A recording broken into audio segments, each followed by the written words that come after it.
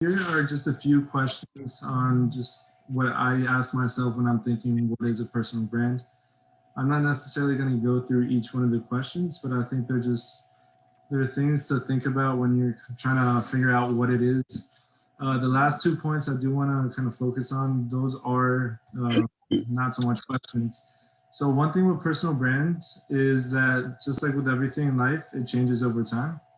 We're complex individuals as humans. You know, we are subject to change as we grow, and the same is true for your brand. So you never really know. I mean, when I was younger, I wanted to be an astronaut. You know, that's clearly not what I'm doing right now. So as progressively you're changing over time, and I think that's just part of your brand and your brand. Regarding this point right here, it's Sister. always remember that. And on top of that, What was that? I'm sorry. No, Juan, there was just somebody without. Oh, okay. Sorry about that. If you're in the presentation, please be sure to mute your mic. Okay. Sorry about that, guys. I accidentally zoomed out your picture, so I don't see what's going on here.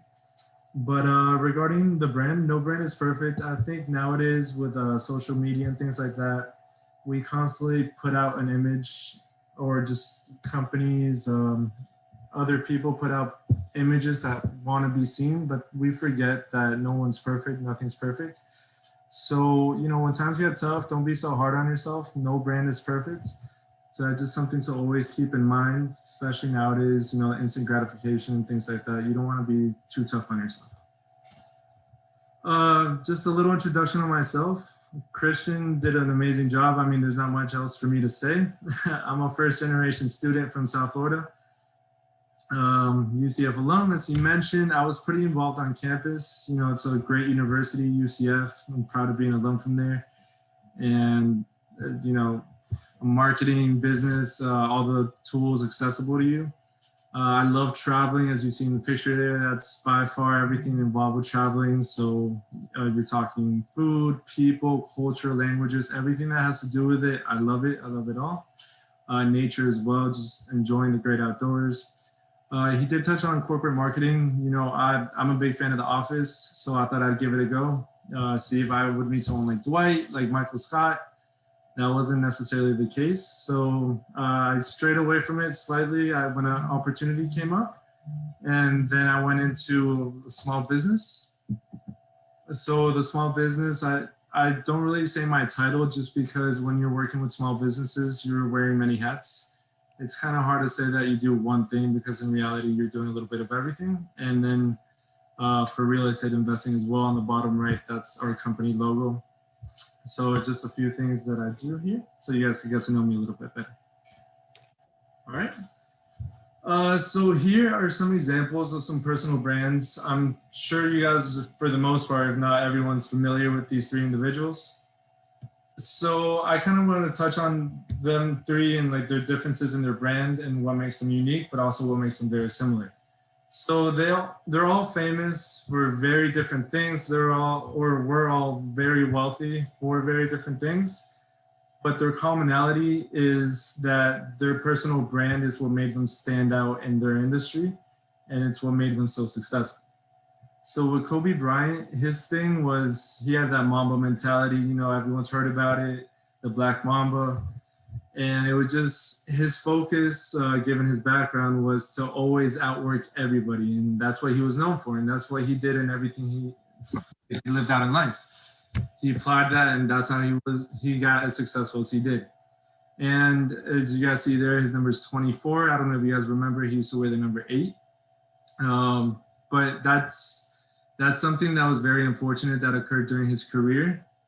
But despite that, and since he passed about a year ago, a lot of people tend to remember the good things, because his personal brand, that perseverance, that hard work, he continued despite having that major obstacle in the road, I guess, that occurred in his career. You know, he changed numbers, he rebranded, and he continued to put in the work to try to fix all the negative publicity.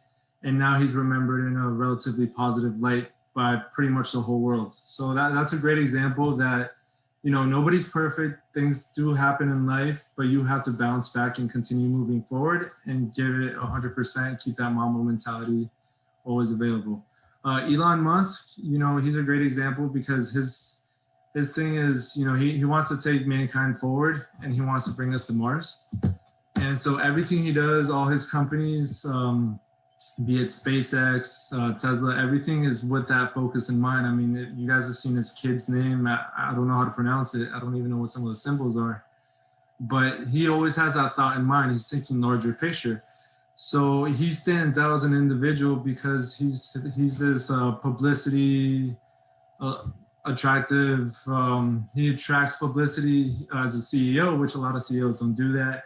And despite what he does, at the end of the day, his end mission is always the same. And I think that's just very unique. And that's something that he's bringing to life, things that we've always talked about in sci-fi movies. And that despite so many competitors in the field that he's in, his brand, his personality, his charisma made him stand out. And then Shakira on the right-hand side, she's been in the game for well over 2 decades, I'm pretty sure. And the whole time, you know, she's still very relative. People still hear her music. She was just in the Super Bowl last year. And her branding is, she always stays true to where she's from, her culture, her roots. So she's Colombian, but she's also Lebanese. So she incorporates that with belly dancing and some of her music, things like that. And that's a really cool approach because now that we're such a interconnected world and everyone's from different nationalities, a lot of immigration occurs all over the globe. She shows us that by staying true to your roots, you know, there's pride in them. There's a lot of fun, and she made it special, and she made people from those countries, you know, very proud of her and all her accomplishments. And she's always carried herself in a positive light. You've never really seen negative publicity about her, or at least I haven't. So I think that's a great example of a personal brand, just staying true to who you are, your culture, and yourself as a person. So why does your personal brand matter? So it's very important. I think one of the most important forms of marketing, or at least one of the most effective, is definitely word of mouth. I'm gonna believe something my dad says 10 times more than what a commercial tells me to do. And that's how it's always been. I feel like in terms of marketing, when someone recommends something to you, you already trust that person, whereas a company is trying to build that trust with you. So you kind of skip that step. And it's the same for your personal brand. That charisma that you give off, that person that you show to the world, that's received by numerous individuals. So, you know, they know who you are, they know what you bring to the table. And so when opportunities arise, let's say there's a job and you didn't even know, that person could vouch for you because they know that you're the perfect candidate for that job. So it's always important to conduct yourself in a good manner. No matter what setting you're in, you always want to be conducting yourself how you want to be perceived. With personal branding, you're essentially the company. So as the company, you want to show people, clients, individuals, what you want them to see you as, because everyone can form their own opinion. But this, by you personally branding yourself, how you dress, the things you do, what you say, how you behave, those are the factors that you can influence. And that's how you allow yourself to change the preconceived notion that somebody might have developed about you. Another thing is that it can hurt or it can help you. So I think nowadays, you know, everyone tries to please everyone. But unfortunately, especially now with social media and just more people being able to see what you're doing rather than before when it was just your closely connected circle. Not everyone's gonna love your brand, and that's okay. I think it's very important to realize that people have different likes, different dislikes, and as long as you understand that and you're still professional and you treat everybody respectfully, it's something that you could always overcome. And it can be respected despite them not necessarily agreeing with what your brand is. They could always respect you, and vice versa. And I know you guys have invitationals next Friday. So I've been to a few of these networking events at UCF, and it's very competitive. And I think it's a great thing to get you guys prepared for the real world, because nowadays, especially with COVID, everything's virtual. So you're competing with people from all over the globe, the country, things like that for a job, because they don't physically have to go into work. They can do it from their computer. So you guys definitely want your brand to stand out, but you want it to be you. You don't want it to be someone you're not. You don't want to try to act like something else because that's what you've heard someone else was successful with. Everyone has their own manner of obtaining success, and it's unique to each individual. So you have to try different things to see what works for you without necessarily changing who you are. And that's very important at these networking events because, again, I don't know how it is with COVID nowadays, but back then, you know, you'd have hundreds of people dressed in suits. So how would you stand out when with these recruiters talking to so many students, receiving so many resumes? What makes you stand out? So that's always something to be mindful of. I'm going to go a little more in depth later on in the presentation, but the invitational next week, that's just an example, but trust me, it's going to be very, very relatable moving forward in life, just in the international workplace. So values in modern society. It's important to have your values aligned. As people, you know, we change, as I mentioned earlier, but certain values always kind of stick with us, whether you're very family oriented or you're very education oriented, things like that. Your morals, those tend to stay the same or similar. Those don't really change so much. So that's something you always want to have clear in your head and kind of move forward. Even if your brand adapts, even if you change as a person, you have different goals in mind, you're still somewhat the same person, despite growth and things like that. So you always want to stay true to that because that's also what makes you very reliable. And that's how people can, they know your morals, so they know they can call on you for certain things depending on how you branded yourself throughout your life.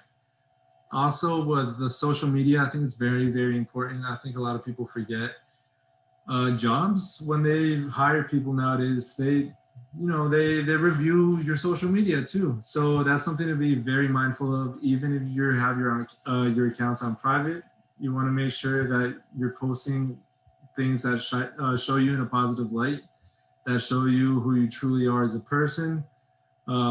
But you always have to take into account professional setting is not just four walls at a brick and mortar. Professional setting now is everywhere you go. Just like a regular company, you know, you don't care if you buy a pair of shoes, you care about if there was illegal child labor making those shoes, if those shoes can be recycled, what kind of effects they have on the world. So how you view a company and how you want them to be transparent in every aspect of the supply chain is the same method that companies view you when they're looking to hire you, or for that matter, everybody. Friends, how they view you, can they rely on you if they need help?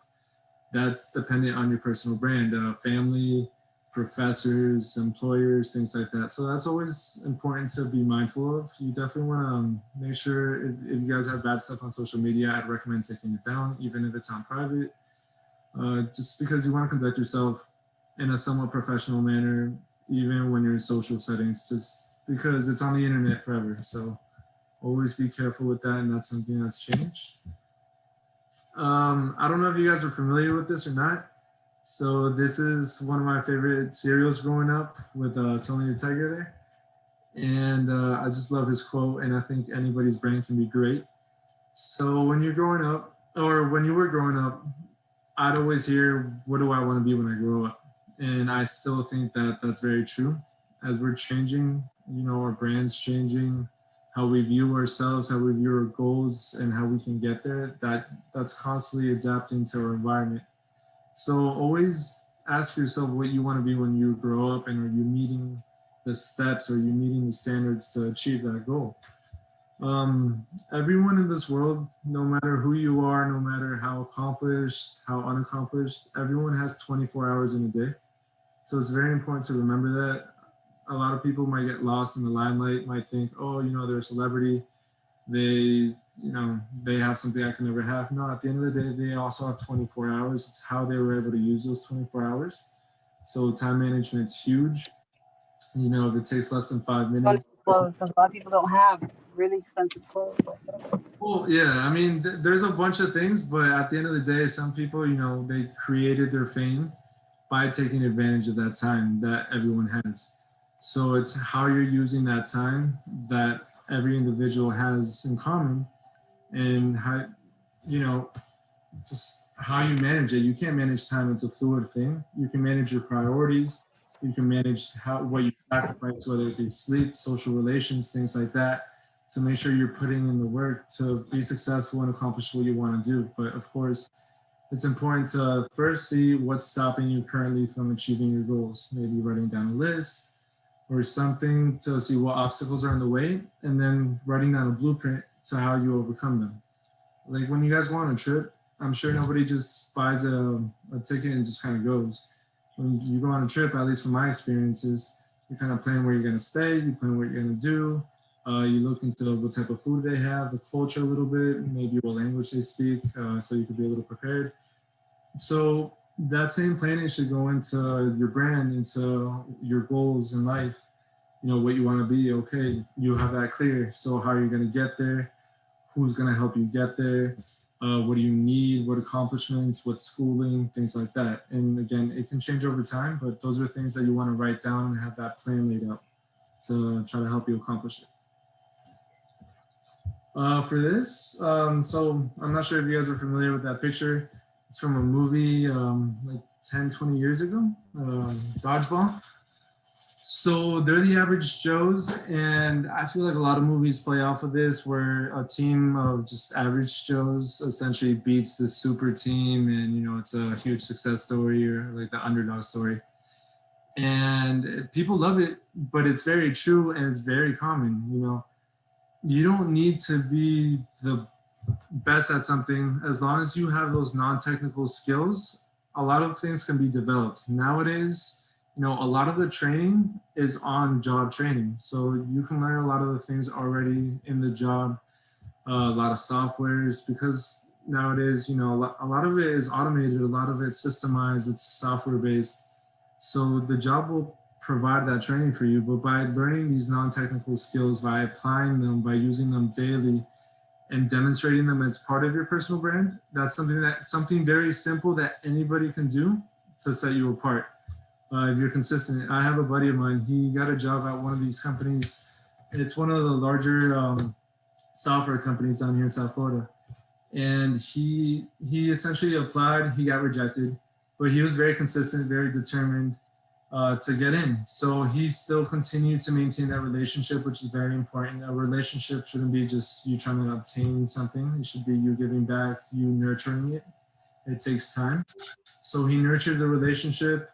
And after 6-7 months of just continuously being consistent with, you know, how he talked to them, his communication with them, showing him his achievements, continuing to get other things such as like Google ads and things like that to help set him apart.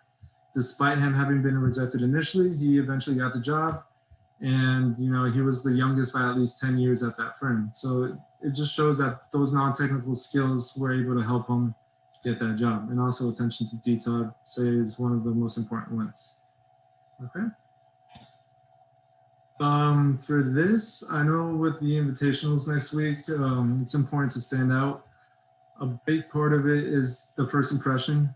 So with social media, with word of mouth, things like that, people might already have a preconceived notion of you from what they've heard, from what they've seen. So this is your opportunity to create or maybe alter that preconceived notion that they might have. This is a chance for you to change the narrative. And it all starts with how you dress. So you want to dress the part. You don't want to dress like the two individuals on the right-hand side if you're going to a professional event. You want to make sure that you stand out, that you look good. A lot of times when you dress nice, you feel more confident in yourself. But you also want to practice if you haven't worn the suit or if you haven't worn heels to make sure that you're feeling comfortable in them. Because if you're not and you look, you know, that you've never worn the suit before or something like that, it might be seen as a negative because then that might alter your focus. Your focus might be, oh, the suit's uncomfortable, instead of trying to create that relationship with an employer or with the networking event. So always be dressed appropriately. I'd recommend overdressing. No. But that's some, and also with companies nowadays, sometimes they're a little more lax. They're a little more employee-based, casual, but still just always make sure to dress the part, especially for that first impression. And then after that, you know, speak with the individual and dress a little more like they do if you want to. Another thing is your resume. Make sure that you get it reviewed. I know UCF reviews resumes, and I've done it like 20, 30 times when I was at UCF, and every single time they'd have something different to say about my resume. So it's always good to have different perspectives correcting your resume, because at the end of the day, it's just a sheet of paper with words on it. So what's going to make you stand out? Yes, what you did makes you stand out, but maybe also the design or the order of it can help you in that regard. So always, you know, ask them.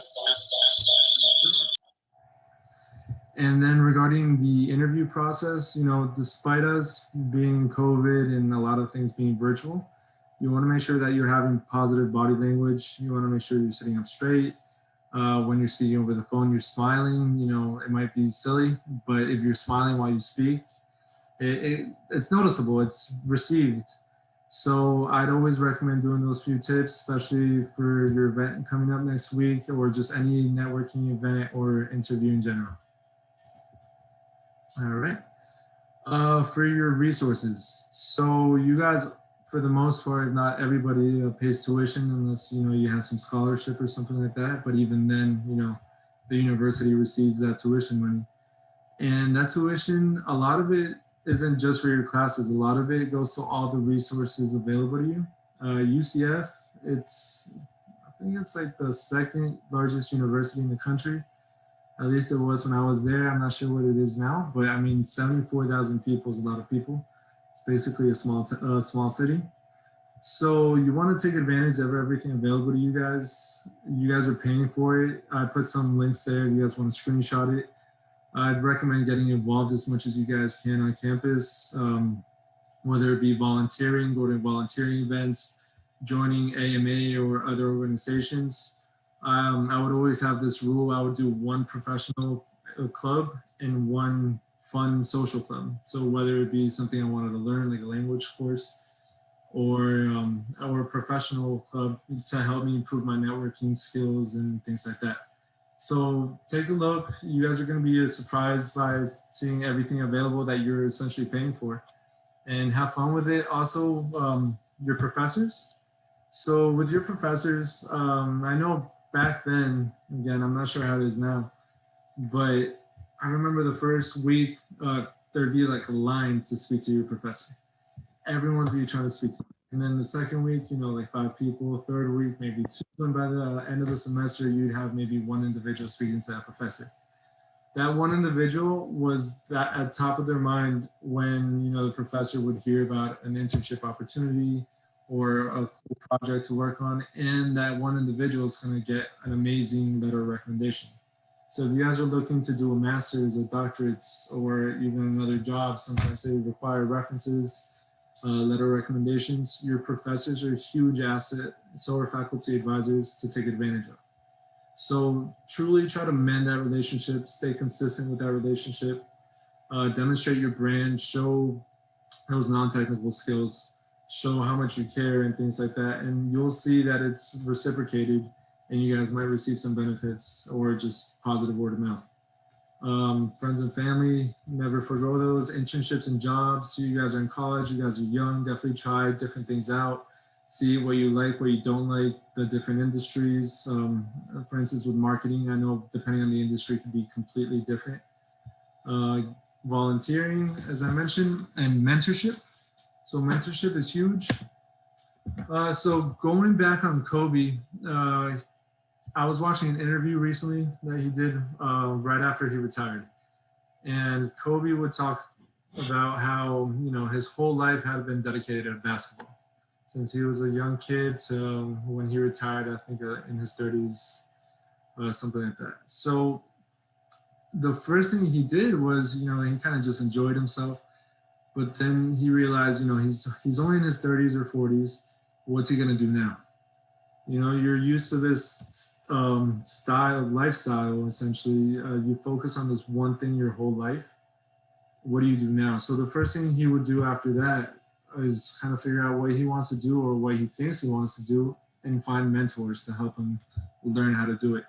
And that's a huge thing, that any successful person has a mentor, because you want to talk to people who are where you want to be. And those people can give you advice that might make you save years of time, years of hardship, work, money, just from learning from their mistakes. And I think it's always important. I know Christian mentioned I'm his mentor. So UCF has a great program for mentorship, but also just reaching out to professionals in the industry you want to work in on LinkedIn or whatever method you want to communicate, and ask them questions. And you'd be surprised, a lot of them are very eager to help. You just have to ask. And so I put a quote here: "It took the village." I heard that a lot back in the day. Just, it took the village to get where I am. It took the village to graduate, because you didn't get there alone. Everybody, or just people around you, experiences, those involved got you to where you are today. Teamwork makes the dream work. So one of my favorite quotes by Walt Disney. It's true. You gotta work as a team with just those individuals around you, with a mentor, to get that guidance and get there quicker. And then none of us got to where we are alone. I think just that's essentially the base of it. So definitely, if you haven't, or if you don't have a mentor, look for one. I mean, essentially your parents are life's first mentor. So continue to search for things that you want to do, and find people successful in those industries, and see how they can help you reach your goal faster, quicker, or learn if you want to change your goal. That was my presentation. So if you guys have any questions, I'd be more than happy to answer. Awesome. Thank you very much, Juan. There are some questions already in the chat. If you're ready to go, I have Hinaya asked, I'm sorry, Hinaya, if I said your name wrong. She wants to know, what is your personal brand, specifically towards you? Yeah, of course. So that's a great question. My personal brand, I'd say, I've always been kind of goofy, but at the same time in a personal sense. And I think I apply that to how I do business. Sometimes in the professional world, things could get a little tense, feelings can get hurt. And you've probably heard the expression, it's not personal, it's just business. And while that is true, I always try to be a little goofy, alleviate the situation. And just keeping that open mind that comes from traveling, just open perspective, trying to understand other people. And I try to do that just with my friends, with my family. If there's any discussions, any arguments, just trying to hear their side out, try to understand why they feel the way they do. And if I need to, put my pride aside and just kind of work with them to find a solution. Awesome, man. Thank you. I have a question here. Maybe we can knock this one out really quick. Somebody wants to see the links from your presentation. Maybe if you can put that slide up, so people can take a screenshot or maybe write them down. In the meantime, there is another question. Hinaya also asked, did your marketing major help you in your growth to where you are right now? Yeah, no, I really did. It helped a lot, especially that GED course that you guys are taking, where it kind of forces you to go to these events, kind of get out of your comfort zone. If you're feeling uncomfortable, it means that you're growing. I mean, if you're feeling comfortable, you're stagnant. So you definitely want to force yourself to get out there, try new things. And thanks to marketing, I try to be as involved as possible, because I was around those like-minded individuals doing the same thing. Awesome. Thank you very much. Let's see here. If anybody has any questions, please feel free to open up your mic or write something in the chat, and we can pass the questions on to Juan.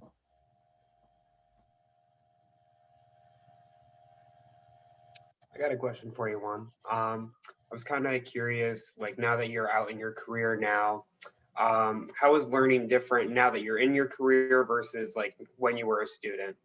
How has that process kind of changed or anything like that? Yeah, I mean, one of the main things, kind of like what you said earlier, starting the conversation, you have to listen to those instructions. You have to do what is asked. So, for instance, you said you have that form filled out tonight, not later. In the professional industry field, it's true. Like, there's no room for error depending what industry you do, but there is. Sometimes it can mean consequences like losing your job or things like that. And a lot of it is just kind of managing your own time, learning that you have to take this time aside for yourself as well, and just kind of make sure that you feed your personality, your individual self, to make sure that you can give others 100%. For sure. Well, makes sense. We also have a question from Melanie asking, how do you help small businesses? So right now I work at a veterinary clinic. One of my things is administer, but in reality, I also do HR. I handle meetings. I do marketing. I created the website, things like that.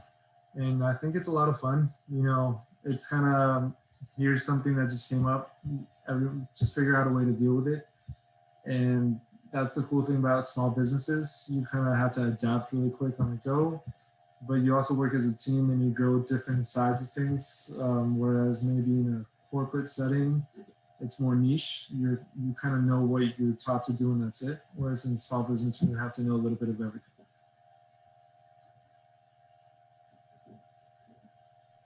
Hello? Hello? Hi there. I just want to say I appreciate your time here today.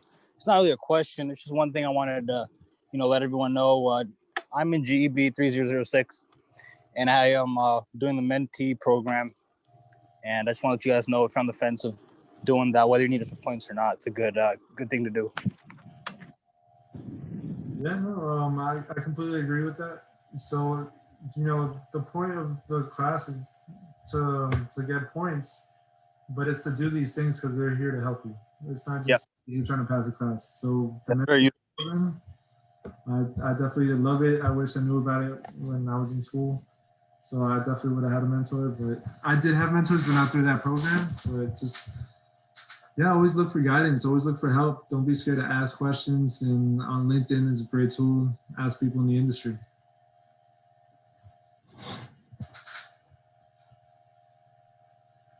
Nice. We also got some questions on, you mentioned taking part in also a fun organization and a professional one. Is there any advantage to being part of a fun organization, like on your resume, or how would you recommend, I think, like positioning that fun organization on your resume? Yeah, I know, of course. So nowadays, a big thing with companies is company culture. So it's not just, like when you're applying to college, for instance, they don't just care about your GPA, they care about your extracurriculars. And that's part of your personal brand as well. You want to show that who you are as a person, if you're going to be good for the team, because you could be the best person in the world at that job, but if you make the team work terribly or you just don't fit, that could hurt your chances. So the fun organization, it allows you to express yourself, show your interests, what you like, and also with school, if you guys have work, internships, things like that, it can get a little hectic at times. So you want a way to de-stress, to enjoy yourself, to have fun with it too, because you're in college to enjoy yourself as well as put in the work.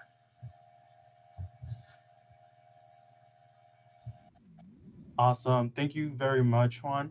I have a personal question for you. Can you go over your experience between working corporate marketing and working for the small business where you're at now? What were the major differences? What are the key takeaways for you? Yeah, so with corporate, I think the office, again, does a pretty good job of showing what it's like.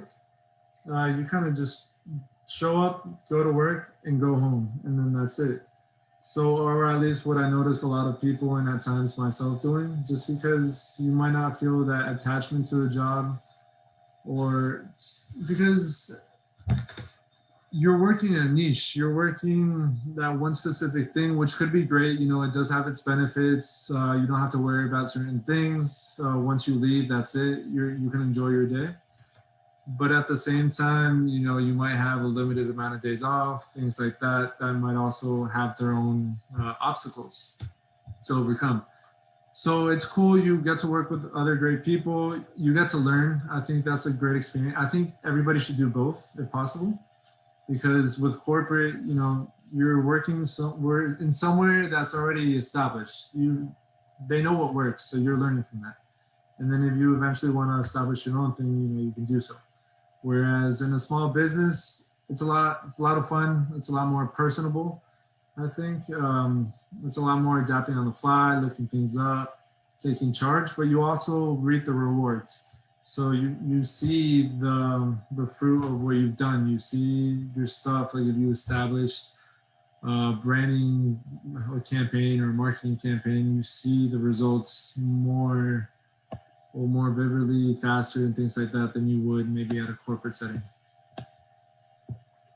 Gotcha. Nice. We also had a question from Whitney. How long ago did you graduate, and what helped you land a job after graduation? Yeah, so my story's a little unique with that. So I graduated 2 years ago, or well, 2018, end of 2018, so I still count that as 2 years ago. And in terms of the initial marketing job, I actually had another job lined up. So, I would always hear, hey, have a job lined up. So when you graduate, you go straight into work. And then an opportunity arose to backpack and travel the world. So I'm like, I can't pass that up. That's So I just kind of forewent the job. I told them, no, thank you. But it's always important to leave that bridge open. Don't burn your bridges. Maybe in the future something came up, and I went with it, and it was one of the greatest, if not the greatest, decision of my life to just travel that experience. And thank God I did it when I did, because now with COVID, it wouldn't have been possible. So then when I came back, it was kind of an obstacle finding that job, explaining why I had a gap from graduating to having a job.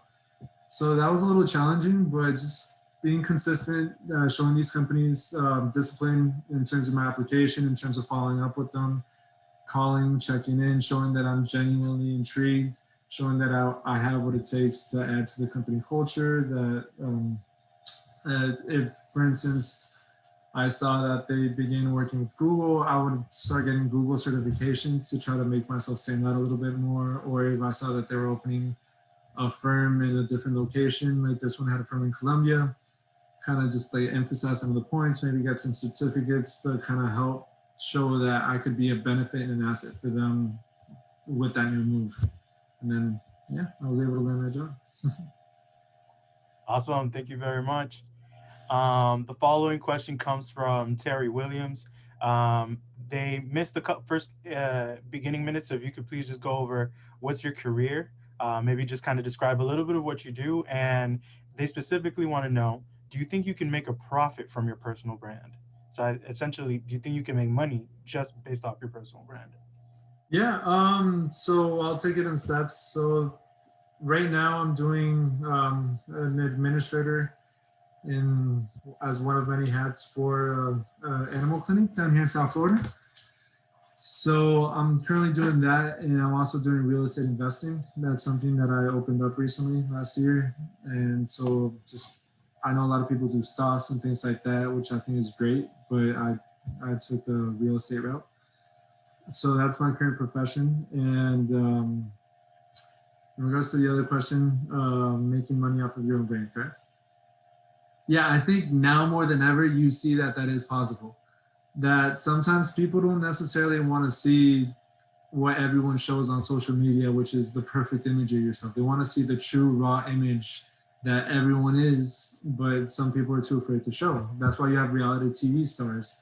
That's why nowadays you have influencers, because that is their personal brand. They're genuinely themselves. I think in Hamilton, the play, I don't know if you guys watched it, but there's a quote saying, unapologetically you. And I think that's so true. You have to be yourself. You have to be fun with it. You have people that are famous for making boxes in a Domino's commercial. He got to where he is because he made the boxes really quick. You have people famous because they're hilarious. Some people famous because they're too serious. So fame or money or whatever you do will follow you if you're passionate about what you do, if you're genuine with it, and people see that. And so yes, to answer your question, you can make money off of your personal brand. Awesome, thank you. The next question here is from Christopher. They ask, you mentioned taking part in a fun organization and a professional one. Is there any advantage to being part of a fun organization? Yeah, so I touched on it a little before. Just a way to enjoy yourself, to enjoy the college experience, to show companies, if you're looking at it from a professional sense, who you are as a person, how you can contribute to the company culture, and also just to network, to meet people doing what you like to do. It's not always professional, and a lot of times actually, you realize that you end up creating more genuine, more continuous relationships with individuals, with networks, when you're doing something you enjoy. So they could help you land a job maybe better than a professional setting can, because you're being your genuine self with them. Nice. We also had a question from Ali. He had said that you mentioned doing real estate.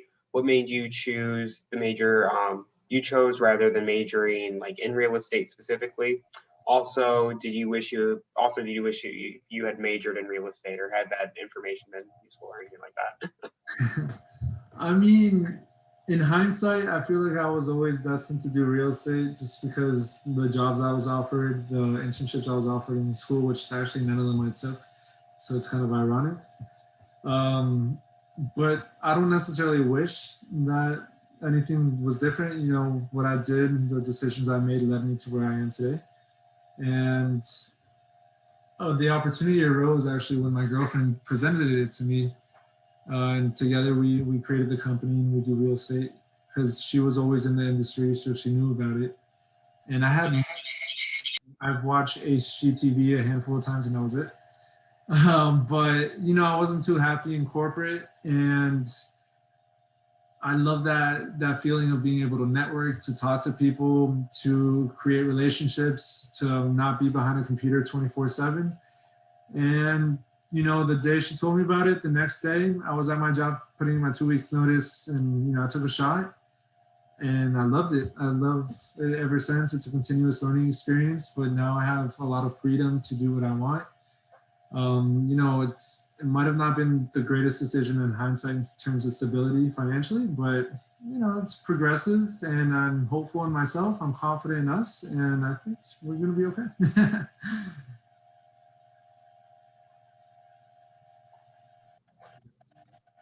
Oh, nice. Yep. Sorry, we got one last question for tonight. Christopher wanted to know, what didn't you like about working corporate in your experience?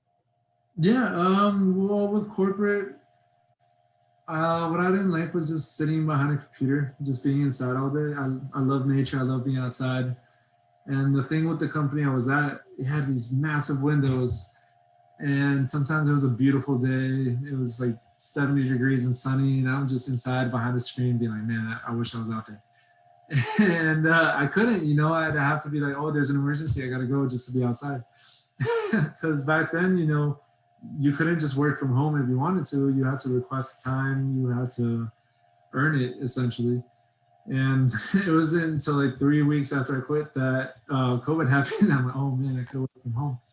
So it was just that freedom to be outside, to enjoy nature if I wanted to form more networking relationships on my own account, not necessarily follow script so much. And yeah, I mean, it's not bad. Don't get me wrong. I want people to think corporate's terrible. It just wasn't for me.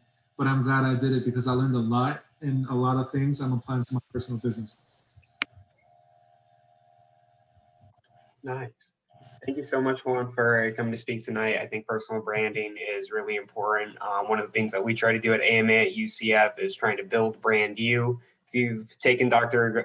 Messiah's class in the past, you guys should all know about her, and building brand you is extremely important. So thank you again, Juan. I'm going to put the Google form in the chat now for you guys to fill it out. The color of the day is yellow for the question on there, for the attention check. So feel free to fill that out. Make sure to have all of your information correct on there. Otherwise, there might be a delay in the confirmation email, but you do need to fill that out by tonight. If there's any other questions for Juan as well, or about AMA, feel free to ask in the chat or turn on your mic. And yeah.